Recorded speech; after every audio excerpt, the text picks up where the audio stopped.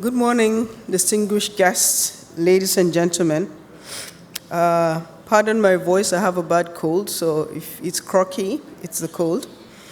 Let me start by especially recognizing my brother, Vice Admiral Awal Zubairu Gambo, CFR, who is the chairman of the Africa Economic Global Convergence, but also the immediate past Chief of Naval Staff of Nigeria. And Uncle Professor Ibrahim Gambari, CFR, he has many formers, but let me just pick one, former UN Under-Secretary General, but also former Chief of Staff to our President Muhammadu Buhari, whom we both had the pleasure and the privilege of serving. It's an honor for me to have met Lady Cherry Blair. Mark Eva, the very energetic Mark Eva, I must recognize you because during these preparations, the kind of communication we had were endless. So please permit me, distinguished guests, ladies and gentlemen, to proceed because the protocols have been very well observed. It is an honor to be here and actually a privilege to be able to address this esteemed gathering of the Africa Economic Global Convergence Summit, convened under the theme of advancing new partnerships for progress in security, economy, and investment through analysis of historical past, analysis of the present, and of also looking into the future. If we do this, we can chart a course for partnerships that are both equitable as well as transformative. I want to just restate that my name is Zainab Shamsuna-E.D. While I've been introduced as the Executive Director for the World Bank Group, I needed to correct that I represent Angola, Nigeria, and South Africa because the World Bank Group is a very, very large organization. I represent just 3 countries. We are about 186 member countries, so that's my limitation is those 3. Let me start by speaking about the past and Africa's journey and the journey of resilience. As we meet here today in New York on the margins of the 80th UN General Assembly, I would like to remind us all that Africa has been seen as a perennial player in the global economy, but largely receiving aid rather than shaping policy, reacting to global shocks rather than influencing outcomes. Yet, history shows Africa as a continent of remarkable resilience, despite facing numerous challenges ranging from the COVID-19 pandemic to fluctuations in commodity prices. The continent has emerged stronger.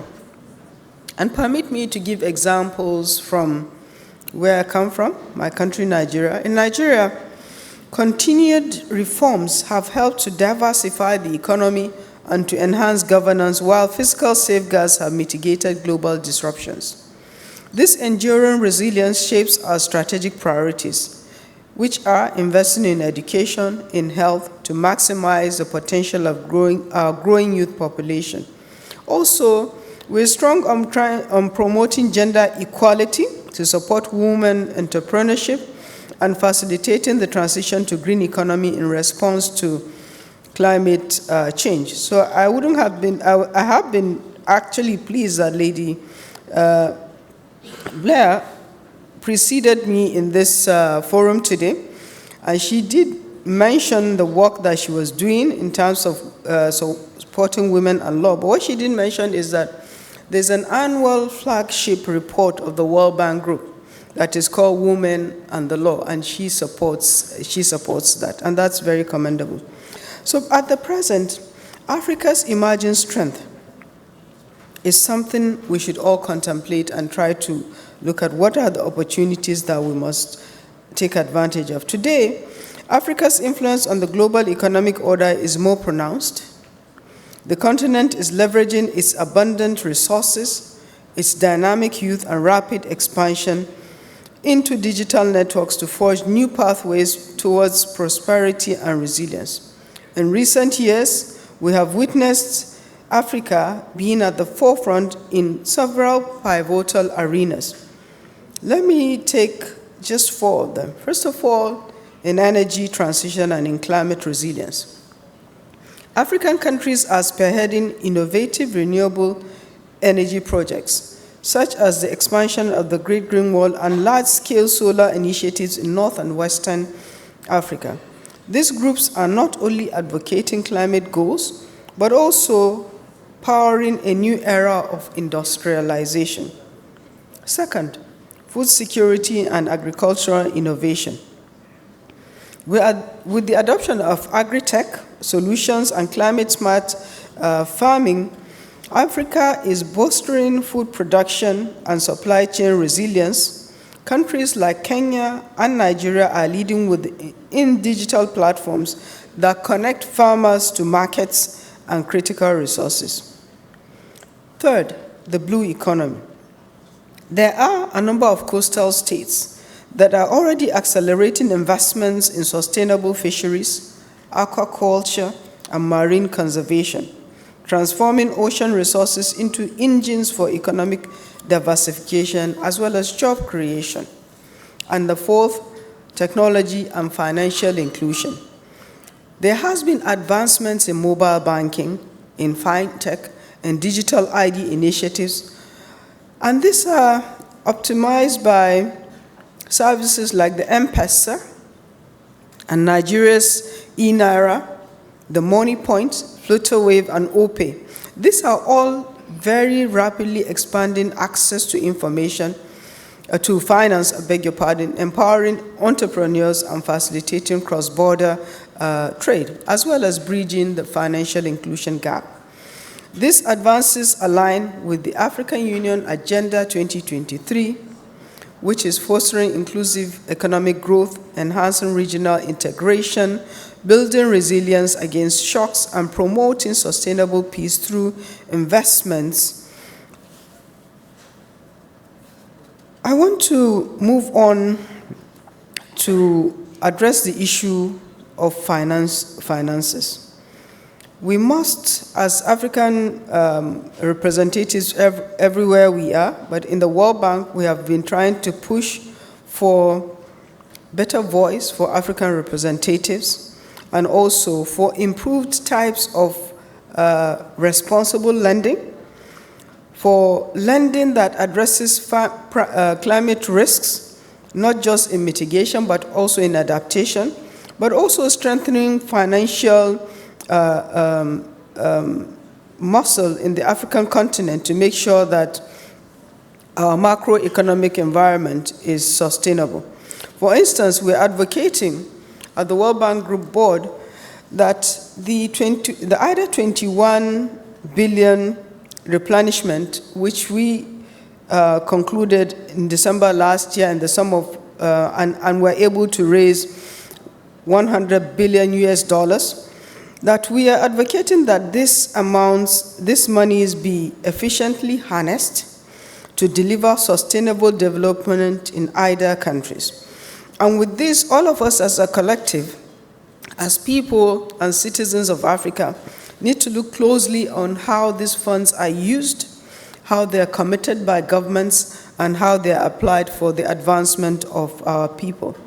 Most importantly, there's also the African Continental Free Trade Area, the AfCFTA, which is positioning Africa in the global value chains by boosting intra-Africa trade. The AfCFTA has potential to add up to 450 billion US dollars to the continent's GDP by the year 2023, creating millions of jobs and reducing poverty. Let me pause and ask that we look at the future. The future of Africa is a path to leadership. Looking ahead, Africa stands at a decisive crossroads. By 2050, our population is projected to reach 2.5 billion people. We possess the demographic dividend to drive global innovation and to drive inclusive growth. Yet, we face formidable challenges.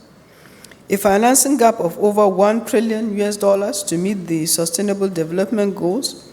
We have persistent debt vulnerabilities and the compounding effect of climate change, the effects of conflict and geopolitical shifts. These are not isolated issues.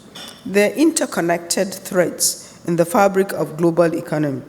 To overcome this, Africa must re-image the partnerships that we engage in.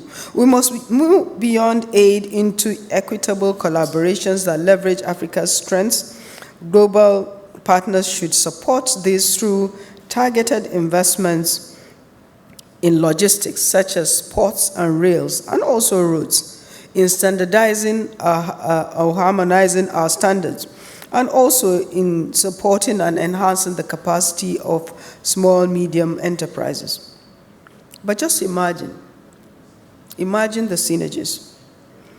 Imagine Africa in partnership with European expertise in green technology. Imagine Africa partnering with Asia's manufacturing know-how to enhance our agricultural prospects. The opportunities are very, very significant, and Africa requires transparent, accountable, and sustainable agreements to avoid debt traps, but to also continue to expand beyond traditional donors and including global South partnerships to strengthen solidarity. We must also be champions of resilience. Africa should push for stronger multilateral development bank support to improve domestic resource mobilization, to continue to prioritize education, healthcare, gender equality, and climate adaptation.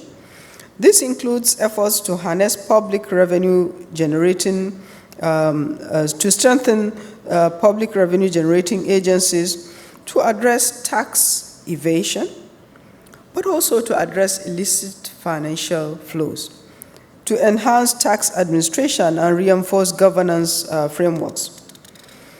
Investment in infrastructure is also critical. Let us explore the various financial instruments that are currently available for infrastructure development in Africa. And this include, but not limited to, concessionary financing, which is what is provided by the World Bank Group, blended finance in different forms, provided by several different institutions, debt for infrastructure swaps, infrastructure investment trusts and asset securitization, project bonds with multilateral guarantees, climate finance, green bonds, sovereign wealth funds, diaspora bonds, land value capture, as well as public-private partnerships. We must also secure peace. Security is essential for development. Investment in conflict prevention, such as the AU silencing of the guns, should be central to global efforts. The vision is clear. By working together, Africa will not only participate in the global arena, but also play a leading role in it. In conclusion, Africa's story is one of resilience in the past, strength in the present, and leadership in the future. By forging genuine partnerships and aligning with our strategic priorities, we can build inclusive prosperity, robust innovation, and lasting peace. I want to encourage all of us that are here and beyond, stakeholders, public and private sector, as well as civil society organizations, to commit to this collective vision to ensure Africa rise beyond not only the continent, but the entire world. I thank you very much for your kind attention. Good morning.